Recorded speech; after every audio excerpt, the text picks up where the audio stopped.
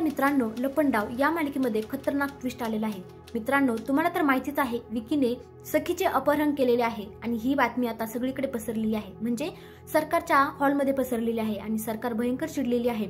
मात्र कान्हा, अहो जिथे कान्हा नाही तिथे कृष्णनीती तर चालणारच ना। तर मित्रांनो, आता या दुर्योधन सारख्या विकीला आता कान्हा कसा सरळ करणार आहे ते तर पाहूयाच आपण।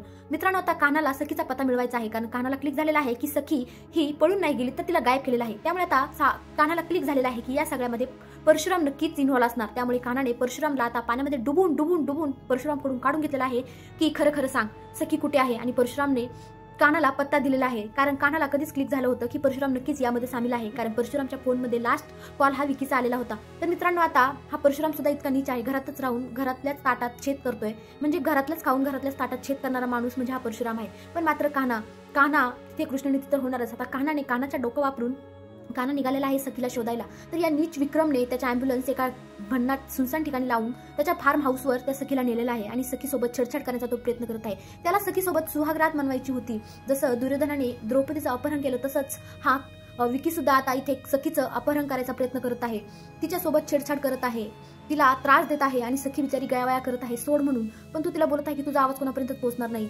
परंतु जिथे कान्हासारखा लाईफ पार्टनर सखीच्या जीवनात आहे तिथे सखीच्या केसालाही धक्का लागणार नाही याची काळजी मात्र आता कोणीच करू शकत नाही। तर मित्रांनो, आता कान्हा हे सगळं काही बुलेटवर धावत पळत सखीला वाचवण्यासाठी आलेला आहे आणि कान्हाला सुगावा घेत तो आता दाराशी पोचलेला आहे। विक्रम सोबत डुशुम फाईट केलेली आहे त्याने आणि त्याच्या प्रिय सखीला, त्याच्या प्रिय राधेला त्याने वाचवलेला आहे आणि आता दोघेजण इतके खुश आणि इतके आनंदी आहेत। मित्रांनो, शेवटी सत्याचाच विजय होतो। हा विकी दृष्ट, हा दुर्योधन याचा नाश कान्हाने केला आणि आता त्याच्या सखीला त्याने वाचवलेले आहे। या दृष्ट रावणाच्या तावडीतून सखीला त्याने वाचवलेले आहे। खरंच सखी आणि कान्हा दोघेही बेस्ट आहेत।